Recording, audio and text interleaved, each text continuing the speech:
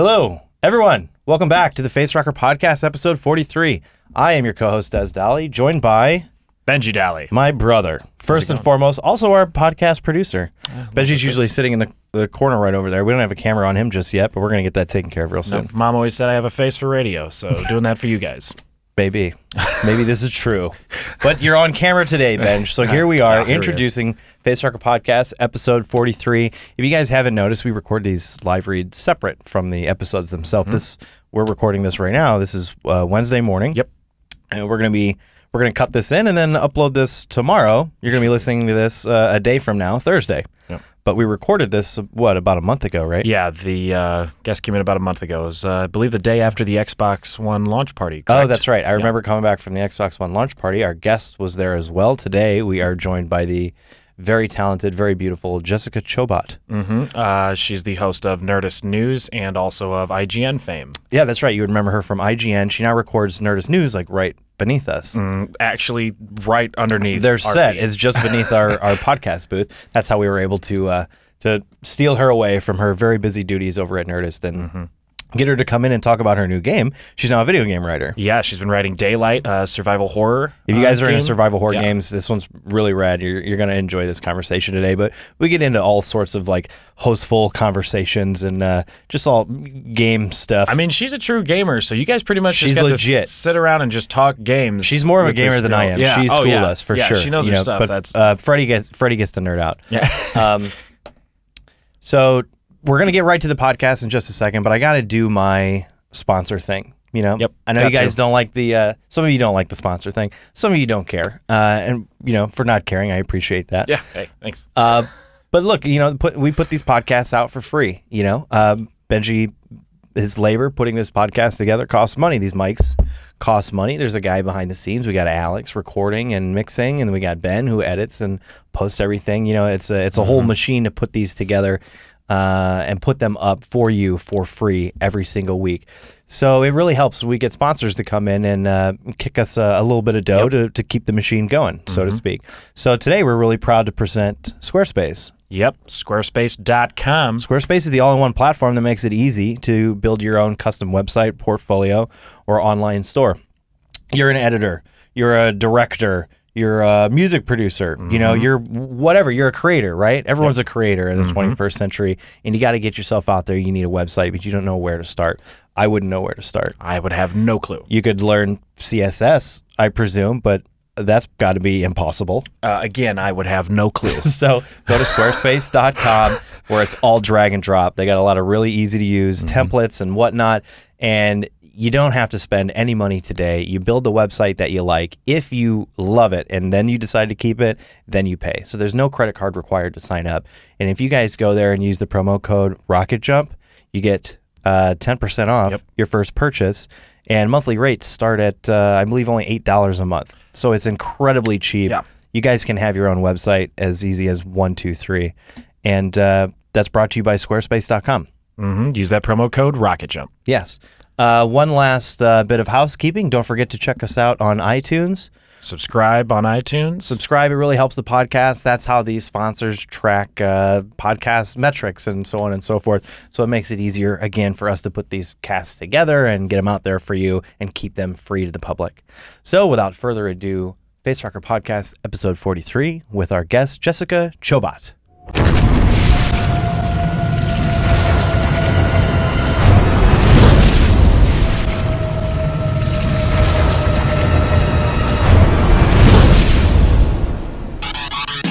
Welcome everybody to the Facerocker Podcast. We sit. Oh, well, hold on. See, I'm so bad at these intros, Des. I'm sorry. We normally don't do them. But to my right, we have Des Dolly. Hello. Matt Arnold. Hi. Myself, Freddie Wong, and we are joined today by the awesome Jessica Chobot. That's correct. I knew it. I've always seen it, and I've said it in my head. I'm like, it's got to be too. Yeah, nailed it. Everybody tries to make it like French, like Chobot. Oh, really? Is that Chobot? It's just Chobot. Chobot. Like it's It's not even. I mean, it's kind of sort of my actual last name. It's like a previous ex-husband's last name that I just kept because it happened like right when work was taking off, and so it just kind of stuck. And apparently, from what I've heard, it's like some weird Ukrainian background thing. So. recognizable. Robot is What? the word robot Yeah, is a Ukrainian or Czech word, isn't it? I have no clue. Oh, but it yeah. sounds like that's Dude, would that be was true. like that was me turning on the basement of my knowledge and seeing like a little glimmer of something and be like, Yeah. wait, I remember reading this somewhere. Yeah, Look at this. I think that's what the It's bot. like Ukrainian or Russian for automaton or something like that. Yeah. Yeah. huh? something Go like that. figure. Anyway, There you go. nerding out here. Yeah. Yeah. So one of the things that I wanted to just jump right into is your writing on a survival horror game. Yes. And first of all, I think survival horror is great. I love survival horror because I think that that's one of the only genres of the one of the many, but I think one of the primary genres in video games where video games kick the snot out of movies. Like I've never been Or at scared. least have the potential to. Have the for potential sure. to. I've never been like scared during a movie. I've been like ooh, or or frightened or jump scared. But like when I play like Silent Hill 2, That's like yeah. I'm like I'm done. I can't. I need to go walk around outside. Like you wake up in the hospital and it's nighttime in the game. And I'm just like nope, nope, we're done. I actually have a pretty good story about that. Okay. So Silent Hill 2 is one of my favorite like horror genre Yeah. games ever of Yeah. all time, of any kind of offshoot of it. And sorry, I got a little pizza stuck in my throat. And I was playing. We had a finished basement at the time, and so I was playing downstairs in the basement. no. And you get sucked into a game. You start losing track of how long you're down Yeah. there for. Yeah. And then all of a sudden, I realized I was sitting alone in the dark in the basement. I was like, no way. So I actually called my husband on the phone upstairs and was like, can you, like I called him from my cell phone downstairs, upstairs on the house phone. I was like, I'm downstairs in the basement and I'm really scared. Can you come get me? Because something's going to get me on my way out. That's great. And he did. He had to come and get me because I was just absolutely terrified. Like Silent Hill 1 and 2 were, in my opinion, 2 is the best. 1 was amazing in and of itself because it was 1 and it Right, was yeah. the The intro first for of its kind, everything. yeah. But 2 had something special with it, with the It's so with the weird. ending and the psychological Yeah. drama of it all. And then 3 was okay, and then 4 it was just like bleh. Although 4 did one of I think my favorite things in the game that's in a while, which was I don't know. You guys play 4 at all? No, that's not the Wii one, right? That was No, the no. room. That was the room. Room. Oh, which was yeah. basically was It was another weird. game that kind of got tweaked into it Yeah. a little bit, Mm-hmm. kind of in the same way that like Lethal Weapon 4 and what was it? Die Hard 3 with Die Hard with a Vengeance was actually a Lethal Weapon movie. yeah. Kind of like that, but for video games. Because one of my favorite things that I did in that was during the regular third-person segments, it's like, you're third person, you're running around. But when you got back to your apartment, the whole point is like you're just stuck in your apartment. And you'll know why you can't get out of it. And it's like this, and the portal opens up and you go into these areas. But in your apartment, it's like the one safe place. You could like save as first person in the one safe place. Oh, in the I game. think I know where you're going And with then you this. could save, and you're like, okay, I'm back here, and it's good. Then halfway through the game, they pull the rug out from under you, and all of a sudden, like the ghosts and stuff get infected into your apartment, so it's not even safe there anymore. And it's just like something this entire time has been a point of psychological like relief because you're like, okay, at least I'm back in my apartment. You look out the window, it's traffic's moving around outside, it's just normal. You're back in the real world.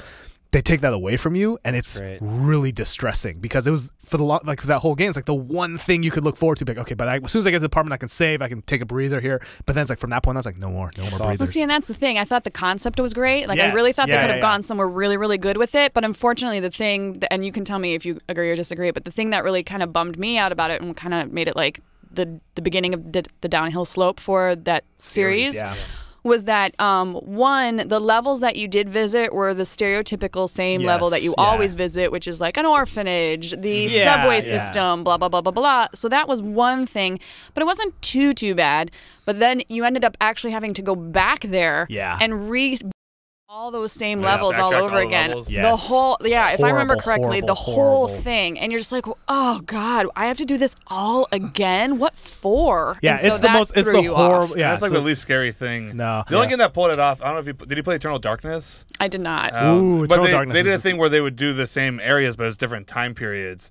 So Oh, that's a it little really different, changed a lot. yeah. So you do a church that was like scary, Yeah, because it yeah. was demons, and then you'd play that church during World War II, and it was like the hospital, and like people were dying there. It was the same location, but Yeah, it was well clever done. recontextualization. Yeah, I'm pretty sure if I remember correctly, it's been a long time since I played it, but if I remember correctly, if there was any difference, it was so minor Yeah, it that you was felt dumb. like you were just still doing Yeah. the same super thing. phoned in, and then also like nothing is more annoying than because like I haven't finished a new Halo game. You want to know why? Because I played exactly 30 minutes of it, and then my save didn't save. So then I was like, ugh, I don't want to go through the first 30 minutes of this game again. Oh man. literally, that's it. Just half That an was hour it. of just having to redo that first bit. And it's like, guess what, guys? The rest of this game. I was like, yeah. At that point, as soon as like, is this gonna? I'm done. Yeah. What survival horror games do you like now? It seems like the genre kind of died, and now they're coming back it's got with a indie full games like comeback, Amnesia and stuff so like that. that's kind of it. That's kind of why we ended up getting involved. I mean, originally the plan when we started with Daylight was that it was going to be a self-published, what's the word I'm looking for? Independent. Sorry, or a little bit of a hangover today due to the Xbox One launch. But yeah, I mean, it was all independent. It was completely out of pocket for Zombie. It was going to be self-published. I was 6 people on the team, and the whole goal was we were just going to make like a fun horror genre indie game similar to like an Amnesia or a Slender Man, because we liked those so much, and I loved seeing how that was kind of becoming popular again, and kind of those indie titles were allowing the genre to kind of come back in a unique way that I don't think anybody had thought of up to that time. Well, because they saw Silent Hill losing all this money, and they're like, okay, as a big publisher, we can't. All the big stealth games have become like Dead Space. Yes, action I was titles going to now. actually They have to say compete. that. Yeah. Like even Resident Evil, it's kind of lost its way a little bit as far as the horror genre aspect of it was. And so I feel like, okay, well now we're kind of delving into those waters again, but in a unique way. So that's kind of why we started it. And so things like Amnesia, oddly enough, even though it's not, I guess you would say horror, but Dear Esther was a big one for me, just because of the vibe and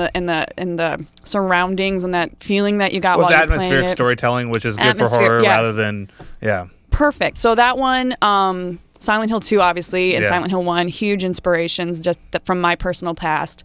And Gone Home's another good one. Yeah, Gone Home was great. I mean, those are more recent one, but the more and more that I see these coming out, the more excited I get because I'm like, oh God, we were just one more good game to add to that pile. And so, but I think I kind of got onto that like horror genre path, like why those are some of my favorite games aside from the Silent Hill series in and of itself. But I don't know if you guys remember this. But do you remember a game called Seventh Guest? Yes. I loved it. Seventh Oh my God. Guest. The freakiest game ever. It scared the Jesus out of me. Yeah, and I was a little kid playing that. My parents, if they knew better, probably wouldn't have let me play. Oh yeah. But it just was so like, oh my God. And I never solved any of the puzzles. I was an idiot. I was like in 5th grade or something ridiculous. And then even then, you could go back to the library and get the hints, and if you just got 3 hints, you would solve the puzzle. Yeah. I was still scared to even walk down those stairs. I was like, I'm not going back to the library. I just love the house. Clicking on things. And the one thing that I remember from that game more than anything, one of the things I remember from that game more than anything else, and it was me walking down the upstairs hallway. The first time and you click the picture, and all of a sudden it goes vroom, and the hand comes out and pushes up again, and I just lost my mind. So that kind of, I think, planted the seed, and then things like Silent Hill 1 and 2. I actually really enjoyed Fatal Frame 1 and 2. Yeah, Fatal Frame. The most anime of horror. Yeah. But it's smart because it makes you feel so helpless. And the underlying concept is brilliant for it, which is, for those of you who aren't familiar, you got to catch ghosts, but the only way you catch them is by going to first-person view and staring through a magic camera, not a magic cool gun or Ghostbusters suit. No, it's a camera. They have to stare at a ghost and take a picture. What's funny is when I actually started the game, that was the reaction I had when I realized. I mean, I just picked it up because it looked scary on the store shelf. I didn't even really investigate it much. It was way before I started in the industry, and I grabbed it. I'm like, this looks cool. And then when I got it home, and they're like, oh, use your camera. I'm like, oh my God, are you serious? Yeah. And I'm like, whatever. I bought it, so I'm gonna give it a shot. And by the time you get to the one room where the first ghost you encounter starts, and you hear that like weird bum, and then all of a sudden you turn and it's like all up in your face. It's just like, oh God, I can't. Oh, it was terrifying. The game was like, how do we make a game with nothing but jump scares? Like, it's like that was the it whole worked. game. It worked for me. It works really well. Well, because we've mentioned this before. Games go in the opposite trajectory as horror movies. Horror movies, like the audience and the character gets weaker and weaker and feels more and more helpless, and it's stripped from their material, stripped from their weapons, stripped from their companions and loved ones, etc. Games are like, hey, by the end you have a fucking rocket Leveling launcher, up. shoot nuclear weapons, and that's why I can't stand Dead Space. By the end of Dead Space, I'm like, I'm a superhuman. How am I possibly scared? By the beginning, I was like, I have this awesome gun that can cut anything. I was like, I don't feel scared at all. I feel like the biggest badass in space since Harrison Send Ford. everything at me, hell. Like all your demons, dragons, I'll shoot them. The flip side to that, though, just to play devil's advocate, man. In Skyrim, I've got this like ridiculously high level player, and I don't even care. So I'm like, I'm just gonna run through this town and murder you all, and it's still just as fun. Yeah, that's true. Well, it's fun, that's for sure. Yeah, but not necessarily scary. Well, so you're writing it, right? So I'm writing it. What's that process like? We've write here, but not video games. It's been very educational. Well, I mean, obviously, this is my first time ever doing it. Not necessarily just like writing, but writing for the game. And what made it doubly difficult was the fact that it's randomly generated. So we had to figure we had to figure out how to tell the story, knowing that any of these items and any of the storyline might pop up within this world that we built on its own at any time. So it's very, very found item heavy. I think it. We're calling it a game. There is some gameplay aspects to it. I prefer calling it an experience. It's one of those kind of things, which I'm completely fine with, because those are just as fun for me. I think. Yeah, going home is one of the best experiences I've had in a long time. Exactly. And so it's similar like that, where in going home you're finding these little notes and things of that nature, and that's what's telling you the story. And in fact, well, I don't know if it's going to change or not, but as of right now, it's not very VO heavy. So I don't think we're going to have things where, like in Gone Home as an example, all of a sudden the narrator pops in randomly on you, because you find these tapes and stuff. This, I think, it's going to be more. It's going to be more just like notes and journals and items and things of that nature. And so that was tough trying to wrap my head around it. And then the other thing that was really hard is I'm, very excited about it. I was stoked to be even asked in the first place. So, of course, in my zeal, wrote this like just huge storyline. And I think I kind of got a couple people to drink the Kool-Aid with me, and so we were like, and then we're going to do this, and then we're going to do this. And listen, I still think that our idea was pretty good, but at the end of the day, even with Atlas being the publisher, the budget's just not big enough, and we just don't have enough time. So we had to cut a lot, which just burned. But I completely understand why. And it actually, the thing that I thought was really cool about having to go through that was I have now learned even more now just how much work it goes into making a game. And let's say you pick up a bad game, and I'm not trying to make excuses for everybody, but let's say you get a game and you're slightly disappointed by it. It might not always be because the person's trying to screw you. It might just be because they just don't have time. This happened, that happened, somebody left, somebody on the team's not a team player. Like, luckily at Zombie, everybody is a team player. It's actually been really great working with those guys. But budget's kind of, you only got so much time and money. That's what we learned. Well, that's what I learned from, I worked at Disney Interactive for a little bit. And I mean, everybody I know worked harder than anybody I've ever met to make the shittiest possible game. Same. But that's what it was. We had $300,000. You had to work with a Japanese developer who was, they worked. We had people go to the hospital. It was like they worked 20 hours a day. Like, you guys can't work 20 hours a day, like over there. And it's just, you don't have the time, you don't have the money, you don't have the ability to really look at your game. It's like you can work so hard to make the best game possible, and sometimes it just doesn't work out. I mean, that's not going to be Daylight's problem. It's going to be awesome. But I'm just saying, it's the exact same. It's the exact. So when it was Fox, like one of my producers' bosses, like you'd sit down and they would just talk about games, and they were like the most on point. Like, yep, that's exactly what's wrong. They knew everything about it. They were analytical. They knew it, and he would sit there just pound his head on his desk. And then when he left, he went over to Disney, and his name was Ryan. And when he left, one of the gifts we gave him was it was a copy of the game Jumper. With the IGN reviews and stuff on it, which was like, and the Metacritic reviews, which rated it as, I think, one of the worst games ever made of all time. So he was just like, yep, that sometimes happens. You sit here and you spend all these hours, and I'm just it's such a complex process. Well, that's the thing. And honestly, like, God, just being in the industry, so that's its own growth within myself. That was really poorly said, but that was my own like come to Jesus moment. But just gaming just being in the industry overall has been a come to Jesus moment, because it's like it forces you to mature. Yes. And acknowledge this is a business, and as passionate as people are, it's not necessarily their fault that these things. So the whole kind of reactionary fanboyism that I had when I started, because I was just like, I'm gonna just take over the world and blah blah blah blah blah, and you guys don't know what you're doing. That's just been pissed away. That's gone, and thank God for it, because the whole goal when I started working at IGN was I actually wanted to be an editor, and I had gotten this really weird opportunity to edit mobile games, and I said no to it because at the time, smartphones weren't even around the corner yet. Yeah. And, they were, but we didn't know about it. Yeah. And you had Snake, and I'm which was, to be fair, 10 out of 10. That's a great game. It's still a game great of the century. It's the only game you got. So I was kind of like, I can't spend my time writing about this crap. So I said no. And then I was like, well, shit. Am I allowed to say shit? Yeah. Oh, shit. Hell yeah. I can't, I just totally ruined my chances of getting my foot in the door and this, that, and the other thing. And so then I called back. I'm like, I kind of would like to do that again. Actually, I gave it some more thought. And they're like, it's gone. Sorry. We've already given Snake Game of the Year. Yeah. It's over. Exactly. It's the first article. So for a week, I just was crying myself to sleep because I was like, I can't believe I just gave away this golden opportunity. And then they You're the called only me person to cry for not having to write for mobile. I was just I can't believe. so bummed.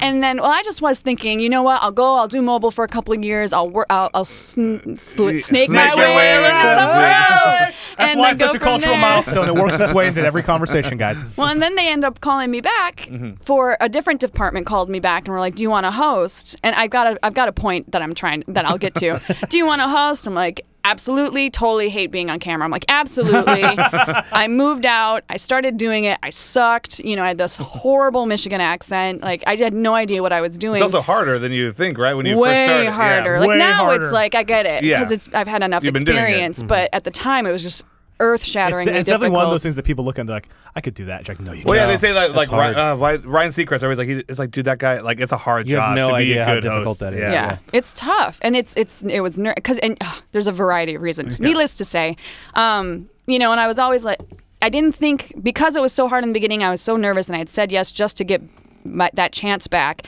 I was just like, I don't know, everybody just sees me as a talking head. I should be doing editorial, this, that, and the other thing. And now that I know more after so many years, and especially after writing and all these other things and what goes on behind the scenes, I am so glad I have never assigned a score to a game. I'm fine reporting it, and I'm fine to give my personal opinions as a consumer. Yeah. But I don't think I'd ever be comfortable giving a score to a game because I haven't. Well, I mean, I guess I have now, but I haven't made one. Who am I to tell you? Right.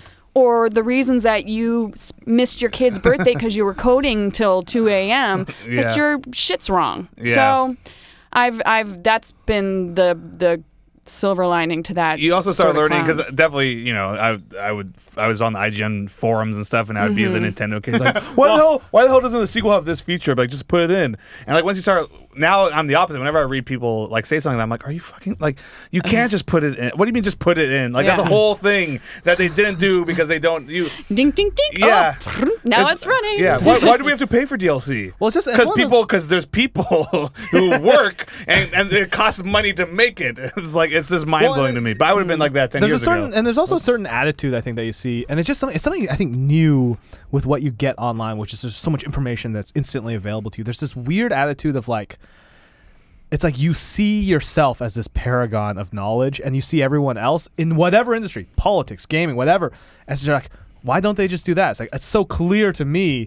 Certainly, these guys must be idiots. So I remember you read these debates about politics, high level politics, where it's NSA is doing this and that, and and I'm not. I will put no opinion on this, but I do have friends who I consider some of the smartest people I know who are in Washington D.C. and they work at the State Department stuff, and and hearing them talk about it, it's there's 10,000 things that you as the layperson don't even realize is going on here. And you're just sitting here being like, well, it should be like that. It's like, what you don't realize is it can't be because this, but you don't even think about it. Yeah. So it's like, it's this weird arrogance that you get sometimes. Well, I think for gamers, it's that they're gaming. I mean, I love gaming. I think it's an art form. Like I've always argued this, but it's definitely indulgent. Like it's inherently most of the time an indulgent experience. Like the game is designed to make you feel good and to make you progress. And a lot of art like challenges. I think gamers, they're in that world so much that they just kind of start taking on a very entitled, like a game should do what I want it to do. That's why people get upset when games have ambiguous endings, and they get upset if it's not exactly what they expect. See, I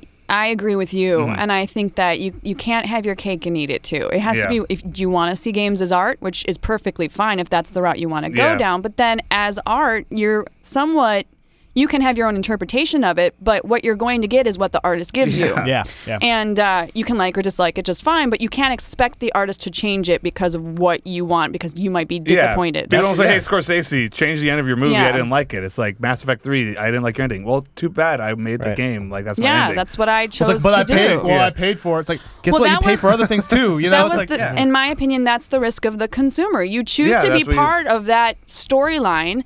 And if you want to spend your money on that, unfortunately, that's the risk you take. It might not work out the way that you want it to. Yeah. I mean, a good example would be Stephen King in the Dark Tower series. He wrote a second ending, which I actually disagree with. I mean, in my opinion, both endings actually are good. I've read them both, and I like them both. I prefer the first one, which is an ambiguous ending. Yes. And if I can't remember what it's called, but there's actually a writing style that is described as it might even be ambiguous ending. I have no idea. But it's just like I'm fine with that. Even if it left me with a bad feeling, I'm fine with that because it was about the journey and not about necessarily the ending. And I chose to take that journey. And he chose to write it his way. So he's the one who did it. And then the flip side is, well, if you just see them as entertainment and that's your thing, well then, okay, that's fine. But then when something comes up, like people in the media that don't understand games, like who was the movie critic that? Oh, Ebert. Yeah. Giving poo-pooing on the concept that games were art, and then everybody got all butthurt about it. It's like, well, what side are you on? Are you the game art side, or are you the entertainment side? Yeah, it's fundamentally hypocritical to be like, games are art, and everything should serve everything that I want immediately. It's like, well, that's not really art. Well, it's just that weird. It's like the same thing you'll see with comic books. Where like comic books are art, and then they're like, why is everybody getting upset that all the covers are sexist? It's like you can't have both. It's like the weirdest guys, or it's like video games are art. It's like, oh man, that latest Call of Duty is super cool. Like, why are people complaining there's no girls in it? It's like the game industry is in such a weird state of mind where it's like it really wants to be taken seriously, and we shouldn't even have to fight it. It's like people who make good games like Amnesia and stuff like that, they're already doing it. You don't have to be so defensive about it. Yeah, maybe that's the thing. Maybe there's a little bit of something for everybody. Yeah. Certain games should be considered art, and certain games shouldn't. Yeah. Some of them are just movies are the same way. Nobody looks at Transformers and they're like, yes, interesting. It's like, well, maybe Armageddon, certainly piece of art, but Transformers 2, maybe not so much. Well, I think the downloadable titles helped a lot because it used to be every game had to be a $60 game that had to be a commercial $30 million to essentially even make it comparable. And now with PSN titles that can be 3 hours, 4 hours, like you're finally seeing kind of games branch out. The small art house films, exactly. The video game industry. Yeah. What is Daylight? Is it a full title? Because it's by Atlas now. Is it a full title? Is it going to be a downloadable title? Or unsure yet? I'm kind of unsure. I'm in full title. Do you mean like the length of time? Or I don't mean in the game. Like or how long is you're it going to be a retail title? I guess is it going to be a disc based? I don't think so, but I'm not sure, and I think that that's still up for debate. But as of right now, I know it's going to be Steam and PS4, and I'm obviously Steam. You don't need a physical copy, but for the other stuff, I don't. Honestly, with the new consoles, do you really need physical copies for any games? Disc-based. I'm sorry, did I just step into 2001? To get back to when you write it, is it so the process? Is it like you are writing and then they kind of base the game off of it, or is this kind of back and forth because they may change? Because like even seeing a little bit of game development I saw, it's like they may have a whole new level or game design idea, then you have to kind of react to it. And it's a kind of a combination of both. We had a lot of original meetings. We had a rough idea of what the outline was going to be. So I kind of stuck to that. And of course, things got edited or dropped, and we changed a few things around. Yeah. But for the most part, we stuck to the rough idea of the outline. Based off that outline, I then wrote a script. And my script, I have nothing else to compare it to because I've not been able to see other people's written work for at games. other companies at games because nobody's going to show me that. I have a few friends in the industry that are writers, and they said that sometimes they get as minuscule as actually writing, hit B button for this, hit C, like actual gameplay elements. Mine. And I don't know if it's just because it was the first time. I don't even know if I'm doing it right. I'm just doing it. So mine were gameplay suggestions and then written script. And then I would turn that into the developers and the art department. And then they would sort of piece together what they could do and had time to do and how that fit into the main storyline. Does that make sense? Yeah, definitely interesting. Yeah. It's definitely a weird. It was like a puzzle. It was like a puzzle. Yeah. It was like putting a puzzle piece together, and you had like 3 people working on it. Well, we had. Well, when we started, it was 6, and I think we're up to 20. No, that seems really large. I don't know how many people we have working on it now, but the main 6 people are still working on it. Cool. Yeah. It's funny because there's no set form for it. I remember especially since it's randomly generated. So that makes it even like, where the hell are we at with this? Yeah, so that was weird. Yeah, it's like those like you sometimes see like the interactive movie type of scripts, and it's just these giant books of just like, and then in this case, go to here. It's like a weird choose your own adventure / crazy, just the structure is not set, so you kind of just be like, what makes sense here? I don't know. Kind of making it up as you go in terms of like format, which is I think very cool. And I think procedurally generated stuff has the greatest. See, to me, like that's that realm of games that like it's like, okay, for a while it's like, okay, we gotta make graphics better. We gotta make just keep pumping the graphics and keep pumping what we can get there. And the two things to me that I was always just like, why aren't we working on this? Is AI and procedurally generated environments. And I think it literally took like Minecraft for people to be like, oh, this is it's not just like procedurally generated. It was people had such a narrow focus of like what it could be, and even Minecraft's implementations is very basic. Like it's just the world and it's based off some math here, but like being able to explore that and get that possibility of like, oh, I can just keep on going here because procedurally generated environments have been done. Like Dwarf Fortress had done that. Well, we definitely have an ending of sorts. Yeah. It's just that we want to have replayability, and obviously because it's an indie smaller title, it's not going to be this grandiose, sandbox experience. So you can't just explore the same thing over and over again. So to keep that kind of freshness, that's why we chose the randomly generated aspect of it, is so that you would find different items that you might not have found during your first playthrough, and then if you did find certain items again, maybe they'll be in a different spot, and so that hopefully leads you down a different path. Well, what's interesting with horror is that it's a lot of times is not necessarily that overarching thing can be set and be one thing, but that process of because horror is very much like a moment-to-moment thing a lot of times, right? It's very much like it's anticipation and it's build-up, and it's here comes something, and and environment and all that stuff. It's all these other things that are not dependent on a straight-ahead linear A to B narrative type of thing in order to get that experience. Yeah, even one more reason to have it be this twist was because if you know that something's coming up after you're not going to be scared. Oh yeah, the scare is gone, and so.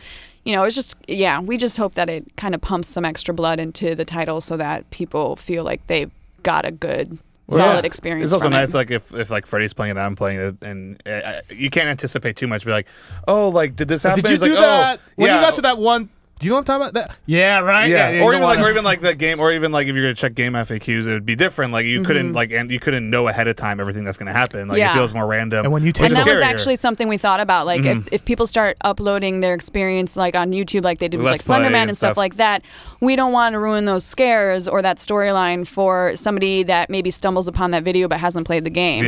So hopefully then if they do for whatever reason see a video like that, they will, one, want to get the game, and two, have a unique experience for themselves. Thank you very much for listening to today's podcast. We're going to take a very short break. I just want to take a moment to tell you about our brand new sponsor. Today's Facerocker Podcast is brought to you by Squarespace. Squarespace.com, the all-in-one platform that makes it fast and easy to create your own professional website and online portfolio. Take it from us, building your own website is a huge pain in the butt.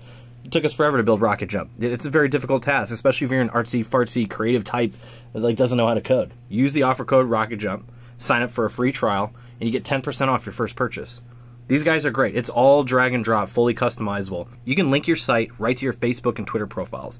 Even a chump like you, John, can put together a great website in minutes. Well, from what I hear, they've got tons of design templates and style options, and they update with new stuff all the time. You can even set up like a merch store in 2 seconds. You got a bunch of merch you want to sell? Not yet, but I will be now that I can use Squarespace.com to easily set up my website. You can. It's just that easy. Plus, there's this really cool feature where all the designs also come with the mobile version, so your site doesn't look like total garbage on an iPhone. Also, if you need a little help, or if you just want someone to talk to because you're having a lonely Saturday night, they have an amazing customer support team. Over 100 people on call 24/7. Thanks to Squarespace for supporting the show. Head over to squarespace.com and use the promo code RocketJump for a free trial and 10% off your first purchase. Again, just go try it out. Design your website. If you like it, then you buy. All starting at $8 a month. Don't even need a credit card to get started. Squarespace. It's everything you need to make a kick-ass website. Hey guys, how's it going? Jimmy Wong, aka Ted from VGHS here, telling you to check out shop.rocketjump.com. We've got brand new merchandise like iPhone cases and iPad decals to shirts, Blu-rays, and posters, including brand new Season 2 designs from our friends at Danger Brain. There's also the incredibly popular VGHS hoodie, and some of our older shirts are on sale for a great price. So make sure you check it out right after this podcast at shop.rocketjump.com. Thanks so much, guys. And the history of procedural generation in the horror genre. Wow, that got heady really quick. Yeah, dude. It's like, but there were some early sort of lightweight examples of that. I remember a PlayStation game called Clock Tower. You guys familiar with that one? I remember Clock Tower. Remember Clock Tower? I played. Gosh. Yeah, with the mass murderer, the flesh face man with the hammer or the axe or something. The giant scissors. Maybe I played Clock Tower 2 then. Clock Tower 2 maybe, yeah. Well, Clock Tower was originally also an SNES game, a Super Famicom game. And what's interesting, it's a Super Nintendo thing. It's like you were a bunch of people. So you weren't just one person. You were a bunch of people stuck in like a castle or a house. I don't remember what it was exactly. But there's this villain. He's a dude with a giant pair of scissors who will come and eviscerate you, but you never know when he's coming. So that whole time you're playing through it, and it's just be like, you might not see him, or they might just throw him at you out of nowhere. And it's like, and your characters can die, because it's like, if you get caught and you try and run away from him and hide, and Amnesia it's kind of interesting, because this is a concept that was in Clock Tower that Amnesia kind of played around with, which is the idea of like there's the monster, and then you hide from the monster, but the monster could get you, or, and that side of it. And so there's also mini procedural gameplay bits within this sort of larger like collection. Grab the book and the key for this. There's another game that was all procedurally generated, and it was really fast, and you never knew when the monster would come. And when it came, you essentially were dead. It was terrifying. It was called Ski Free. Ski Free, yeah, the original. Ski Free. I don't remember that. You remember Ski Free?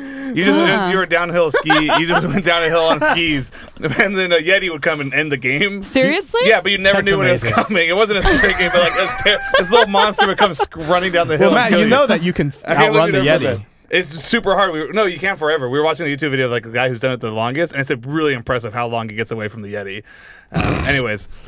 I would Matt, you know which one I've been playing recently that I really, really like is that Stanley Parable. Oh, that's great. I played that like 3 times. Yeah. It's what it is actually, because everybody always talks about what's the game for non-gamers, and they're like, Portal's the game for non-gamers. It's like, yeah, right. Are you kidding? My mom's gonna play my mom Portal. had no idea what the hell's going on here. I would say like but Stanley Parable Uncharted 3 is the or 2 is the for watching, but for playing, the Stanley Parable kind of really works for even from someone who's just completely unfamiliar, because it kind of plays around with the the narrative. You definitely gain a lot from playing games, but yeah, you do. Yeah, I didn't realize, because I just assumed like the paths were pretty much like the left door and the right door and like going into the basement or not. But then I was looking at the whole branching like system. Yeah. There's like going inside. There's all this shit I didn't even know you could do. Yeah. Like going inside like vents and like not doing anything. Yeah, there's like a vent.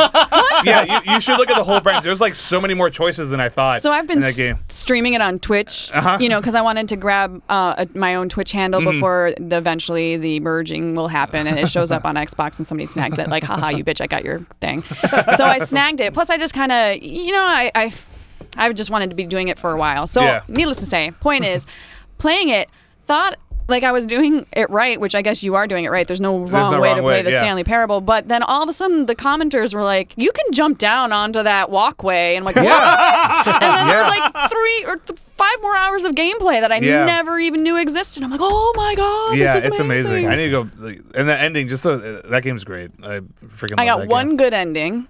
I've got many bad endings. Yeah. And then, gosh, I'd have to go back and look. I think the Got first a one, few achievements. I was like just well, the first one I just was in an endless circle.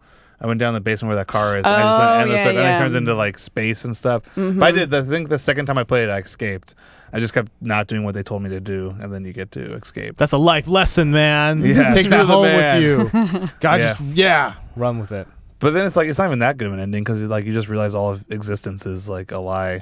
It's like really weird and meta, right? It's like they're just like you're in the game, like they just present it as like, oh, this. Have is you the seen game. the Minecraft one? No, The Minecraft ending? No, what's that? There's a Minecraft ending. Really? Well, Oh, there's my a goodness. Minecraft. I don't know if you would consider it an ending. There is a decent sized mine. Oh no, yep, yes, it ends. I believe it does. Well. The Minecraft section ends, but I think you end up somewhere else. But I can't remember if it's ending as in it restarts you from the beginning of the game, or you Which does just a lot. are back into the real world. The real world. But yeah, or it's it ends pretty because rad. you look at Minecraft, you're like, I gotta get building. Is that again. unique And to- you alt tab I actually and was start like, Minecraft this is again. pretty cool. I should really download Minecraft on 3. Minecraft's really weird in that way. Minecraft's a game that you keep going back to because there's a different part of you that's like, yeah, I really want. Oh man, I had an idea for a house. Yeah. I don't have the It's patience for it. unfinished though. business. Yeah, it I goes, couldn't but it get goes, into it and then either. you're done. Yeah. But then something, I don't know. There's something. And then you'll there's see those something YouTube videos where people built like ridiculously amazing stuff, and you're just Yeah. like, oh, why am I not that creative? I went to art school. I should be doing this. And then I'll turn it on. I'm like, bah, I'm bored. Yeah. I'm telling you, the future architects, the Mies van der Rohes and the Frank Lloyd Wrights are all at home Minecraft. playing Minecrafting. Minecraft and making weird stuff, and they're gonna take one of these in 20 years. You're gonna see it. Yeah. I'm telling you. That or they'll just never leave their living room. That's Yeah. true. And then Or we'll they'll never just- see they'll- Or it. they'll That's just cool, continue but- to make buildings. Everything will be one story. They'll make beautiful tenements buildings, but in the world of Minecraft. Minecraft. Actually, Yeah. Minecraft will take over the world. And that's where all our tourism will be. Was within the world of Minecraft. Yeah, is that too? One or the other. That could be it. Statement that I made was still true. It just doesn't matter. You know, the ramifications of real life society might be a little bit different. That's all. So you're at the Xbox. What do you think of the new consoles? You're at the Xbox launch. Well, the Xbox One is the only one that I have right now. I missed out on the PS4. We just never pre-ordered it. But Xbox One, because we had gone to the launch, so Yeah. we kind of just lucked out that way. But I know every. Hi, God. Oh. How do I want to put this?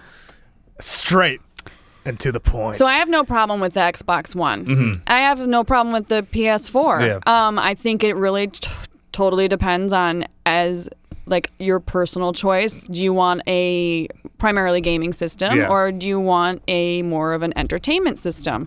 You know, at the end of the day, because I'm in the business, I'll Yeah, probably end up you having have both. both So I'm a and- little biased, or jaded. I don't know, not really jaded, but you get what I'm you saying. don't got any skin in the game. Right? Yeah, I mean, I can't, I It's feel not like my opinion's not necessarily as valid as maybe some others that are spending their hard-earned money on it and can only Yeah. afford one system. That being said, I do not worry about the Xbox One, the whole NSA, it's always on and staring at you, because my Yeah. thought process on that is, do you realize how much you're already being watched? Yeah. You have Is that a seriously? phone Are people in not your... buying it because of that? Well, I mean, not even not buying it. Like Just scared of it. I just think I've that definitely the heard that. knee-jerk reaction is maybe a little unwarranted. Yeah, I've Yeah, definitely definitely. heard people have come up like, you know that it's And going to be looking at you. at the end of the day, get some fucking tape and tape over the camera then. Like, Yeah. what? Like, if you really are that concerned and the off button's not making you feel any better, then Just just put tape, tape that's true. over it. And I'll go one step further. It's like, tape over it, and you're using PGP on all your email, right? And you're not tweeting, and you don't have a Facebook account, right? Exactly. Like, Yeah. And you it's don't like- use your iPhone for Right. anything, That's because like- each tower can track you and they can tell what conversations you're having. Oh, and FYI, there's something called Google Maps and Street View that can fucking find you anywhere on the face of the planet. So are you really worried? Well, I guess it is, You know? you can be. Go ahead and be really worried, but you don't get to just do one aspect of like alleviating it. Like you follow through. and you like the most hypocrite. innocent one, they might watch me playing my Halo. Yeah, it's Like, that's the extent of what they could do. It's like, and from what, and from that trying to here's- infer terrorist activity. No, your emails will tell them that. You know. Yeah. Now, to play devil's advocate to myself, I actually had a great conversation at coffee today about, and I had mentioned, like, I don't have a problem with it. I think it's ridiculous, blah, blah, blah, blah, blah. And they brought up a really good point. And they said that I think there was a game on the it was actually a PlayStation 3 title, and they had an iToy, and I can't remember the name. Was it like a fitness game? No, Okay. it wasn't. It was, I think, a racing game. And they had the game that they were racing against. What it would do is it would automatically access your iToy without notifying you. And what would happen is if you drove someone off the road, it might have been, I'm just guessing. I think it was Burnout. It was Burnout You Paradise. drove somebody Yep. off This the sounds road. This sounds great. I They was would the take EA a rep when this picture. happened. Yeah, they would take a picture Whoa. of the Yeah. person that you Yeah. destroyed at the moment that you destroyed them, and then show it to you. Yeah. And the thing is that they were playing, and they didn't even realize that it had accessed their iToy. And all of a sudden, they drove this random dude off the road, and what pops up is this huge, hairy, half-naked, like overweight, sweaty dude on his couch, all like. And they're just like, oh my god, like what? And so that's where, and he's like, I don't want that to happen, and I don't want that to happen to me. Like, what if I decide I want to play in my underwear one day with the beer in my hand? Am I gonna have to worry about this? And I'm like, listen, I totally get it. That's a very valid point. So I would say for the people that are against that always on thing, like, I totally get it. Yeah. I hear what you're saying. And I would strongly suggest to game developers, publishers, Microsoft itself, whomever's the one that would be in charge of making that decision, like, just be upfront It's from the opt-in. get-go. It's opt-in notification. Make it opt-in. Don't sneak it in there. Don't, like, just... The problem is that nobody knew it was happening. I remember they patched Yeah. it really quickly. They were like, you had to say, yes, I'm okay with it taking my picture. And even on the other side, you had to say, yes, I want to see Yeah. other people's pictures. They defaulted it all off. I feel like as long as you're at the as long as you're honest Yeah. with it, then that's fine. And then that's where I don't have a problem with the Xbox One. For the PS4, I feel like Xbox has just as decent titles. But the one thing I do really enjoy about the PS4 is how supportive they are of the indie scene. Yeah, the whole and they've PlayStation had Network some and everything. beautiful, beautiful games, and the fact that they even have Contrast yeah. straight out the gate. I really appreciate that. I really like it. I'm getting more and more into those games, especially now that I They're don't really working on one. have a lot of time to spend on a huge ass title to play. That's what we were talking about. This like, if a game's 3 hours, like, I will like play that I'm thing like, so great, fast. Yeah. Yeah. Oh yeah. 5 hours for me is perfect. Yeah. I feel like I've spent enough time that I got my money's worth. Yeah. But it hasn't gone by so fast that I feel kind of left wanting. 5 hours is enough. Something like Skyrim is kind of a different beast. You're playing but I don't. 4 months. Yeah, people that are like, oh well, yeah. Well, I'm trying to think of an example. There was one recently. Like as like a kid, like all the adventure games, like Zeldas and stuff like Oh, that, yeah, or even huge. like Nintendo, like they're all like 20, 30 hours. Like that's what you But wanted. the thing is also it's just Now like, I'm just like, I can't to do me, it's like that. it's I don't money need it too. It's like anymore. how many I don't dollars need it. per hour am I spending? And it's like, what's a movie now? What, Yeah. $20 Yeah. to get in there for like an hour and a half? So if so like the game's Braid was like 3 60, hours. Perfect. It's $15. Done. Everybody was screaming. It's like it's longer than it's a My movie. thing is, as long as you walk away from the game, no matter how long or short it is, feeling like you got your money's worth because you enjoyed the Yeah. experience of Yeah. playing that game, Yeah. then that is what was perfect for that Yeah, game. I'll pay $100 for a Like- game that doesn't piss me off. Yeah. Yeah. And there was I wish I would remember the title. There was a game really recently that, it kind of extended itself a little too far. And I'm like, we didn't even need the extra time Yeah. on that.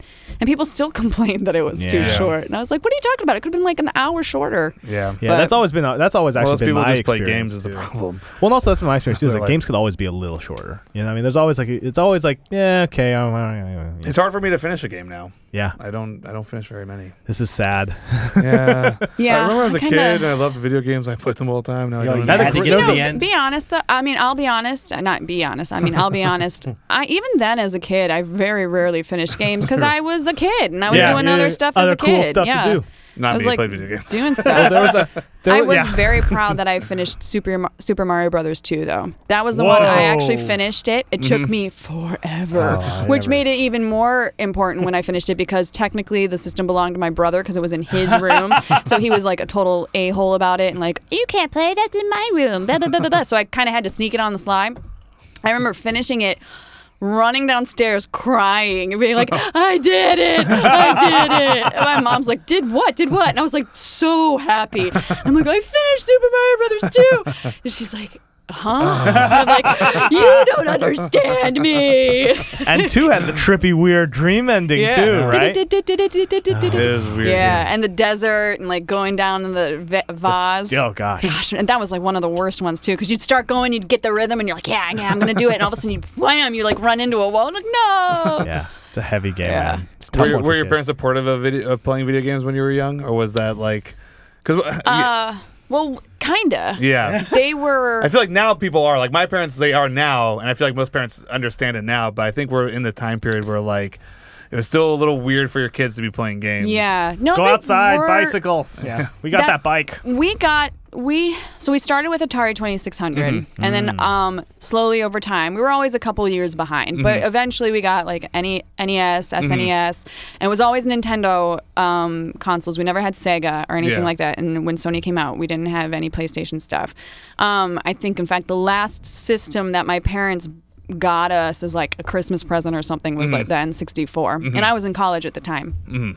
And so yes, they supported it in the sense that, you know, we'd always have one in the house. Yeah. You know, but they also were very much like, you only have so much time with it per week. Yeah. Like it wasn't even a daily thing. Like Really? you only had wow. so much The time with rationing it. went off on the week. Lots Gave of you a little rationing. flexibility over the weekends, Yeah. I see. But the thing that kind of burned me was that even if I was the one asking for it for Christmas, my brother was the one that would get it. Oh. So because they would say, well, your brother wants one, so we're just going to get it for him. Because, you know, in their mind, I'm sure they never said it, but in their mind, I'm sure they thought, oh, he's the boy. So Yeah, get some video yeah, games. get it video games.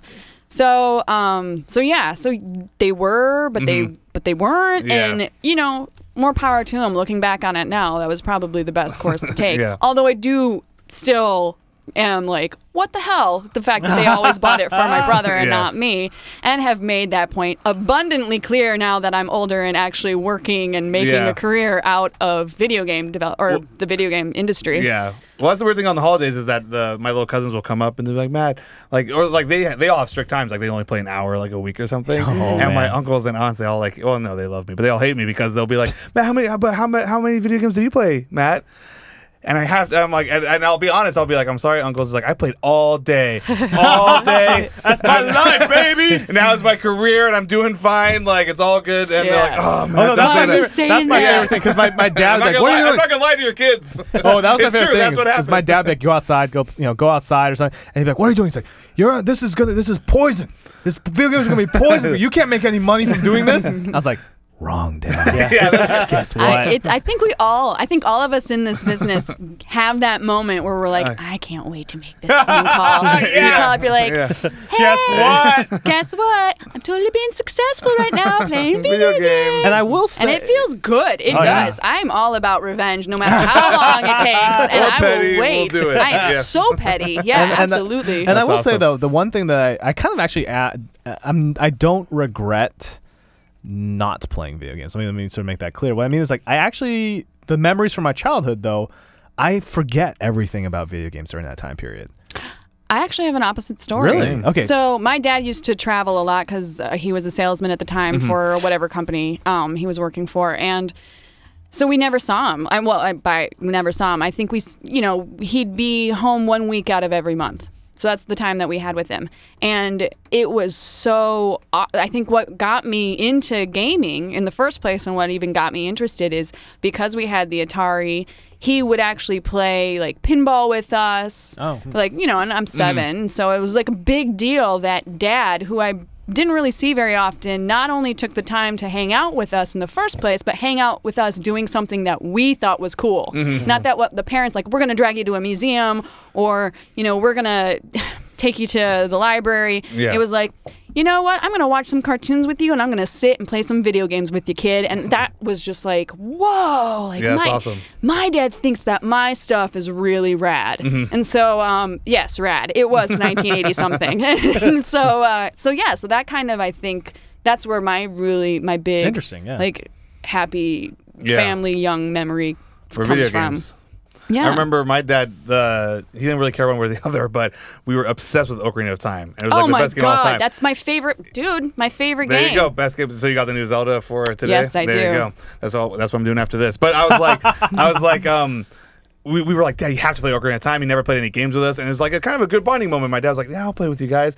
And we like 3 days in a row, we sat with him and we played through the game. He didn't know how to use the controller and stuff. And then my older brother came like on the weekend. He's like, I'm going to start Ocarina of Time. He just deleted my dad's save file and started playing. He didn't know we had been playing with him.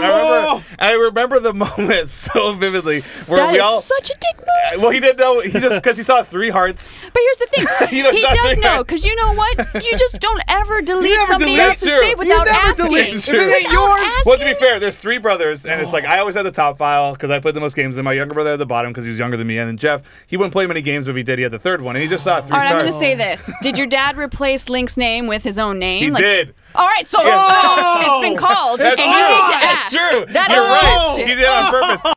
My dad came in, we sat down, he clicked on the save file, and he's just like, what happened? And then he's never played a game, he didn't understand save files, and it was just so devastating to me. He was like, it's all gone? He was like explaining like death for the first time. I'm like, yeah. He's like, Jeff must have saved it over. He's like, no. And then that's it. He would never play it again. And we're like, oh man. And he's like everything he did. He was so interested in the characters. He was like, he was at that fishing hole for hours. He was almost there. So, he almost got the big fish. We never played a game with us again, except for a monkey ball, which was just us watching my dad fall over and over again. He's like, I once got a fish this big. Oh, where, Tom? Oh, well, this little place called Hyrule. Pretty much. And never played again. That's a very horrifying that is a terrible story. It was sad. Yeah, he probably doesn't. It was probably more terrifying to us as kids. My dad's like, I don't need to delete this save file. I'm done. Don't have to play this game anymore. My dad, it kind of. So he used to hang out and play with us then, but now he still does. Like we bought him a 360 for Christmas a couple years, and a PlayStation 3 a couple years ago, and. Yeah, he got all of a sudden I get this text in the middle of the night because he forgets the time change. And he's like, yeah, so I'm playing this game called Uncharted 2 and I really like it. And I was just wondering, do you think you could give me a copy of Uncharted 3? I'm like, oh, Dad! That's awesome. And I'm like, did you see my new IGN video on the dashboard? He's like, no. Okay, cool. I guess I'll get you some free games. I guess I'll get you free a games. copy of Uncharted 3, Dad. That's awesome. That's cool, Dad. How do you have Thanks. time for all this gaming? I don't. So I've really, and that's actually what I'm feeling like right now. It's weird. You know, I took a huge amount of time off because of the baby, and then G4 went. Oh God, it couldn't have been worse timing. Like you get pregnant, G4 goes under. You know, IGN. I ended up moving, so I didn't really work there anymore. And then you know, then the baby comes, and that was its own like holy shit. The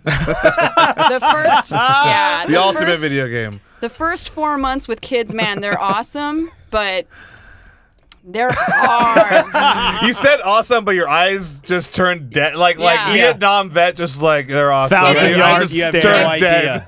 Like, I would get up every hour to feed this kid. Yeah. And I mean, you're just a zombie. I mean, if it's really the sleep deprivation, yeah. or at least that's what I've figured out. Like if somebody wants to torture the shit out of me, they just need to fuck with me sleeping. Yeah. And I was barely making it through. I mean, I was turning gray. Like I was barely making it out. So real baby versus really loud Tamagotchi.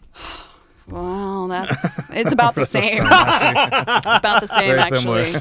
similar. So, you know, there was a huge chunk of time there when I was not only just not in the game anymore, really, but also completely wrapped up in dealing with trying to get through life. Yeah. So now I'm finding myself with Nerdist and a couple other projects, and then with the Daylight thing, kind of creeping back in. And but I feel like I've missed a huge chunk, and I'm really far behind. And so and also because now with the baby, while I do manage to squeeze in some gaming, it's usually late at night. I'm really regretting it in the morning because I'm super tired because the kid wakes up at like 5 a.m. And you know, it's just like, but I love it so much, I just refuse to give it up. So the way that I've figured it out is a lot of mobile games when I was pregnant and when I just had him, tons of mobile games, and a lot. I will only, as of right now, I will only play games I'm really interested in or a game that I need to do specifically for work. Yeah. I'm not going to, I really got to just narrow it down. Not because I don't want to play everything, but just because I really, truly only have time for specific stuff. So I want to enjoy the time that I have. Of course. And so I'm getting really, I'm pretty good at like really just sticking to that game plan, so to speak. Speaking of game plans, I'm always curious about this. How are you going to introduce video games? What's the order? Oh, to the kid? Yeah, what's the order? Do you have a game plan for the games? As soon as Are you possible. going to start with old gen stuff so that they can maybe appreciate the fact that there was a graphical shit? I've never, I figure, honestly, just because Got a little time, he can barely move his thumbs, I'm probably going to have him do, well, for one, he's already watching stuff on the iPad. That seems to be a universal thing right now. Yeah, we sure. keep it pretty dialed back because, he's still so young. He's still, his brain's still developing, his eyes are still developing. There's not been a ton of studies done on what that kind of exposure and how close that exposure is a lot of it to has a to do kid's with face. distance. Focal distance Exactly. is what makes you... So we're doing it really quickly, but he's all about it, man. He sees a flashy screen and he's like, it's weird. Have you done Leapfrog or the kid-specific consoles? Kid-specific stuff. In fact, I think we're going to get him for Christmas. We're going to get him, it's basically it's like a Leapfrog. It's like a kid's iPad. All they have is kid-only apps on it. Edutainment. And it's built like a brick, so they can't break it. Yeah.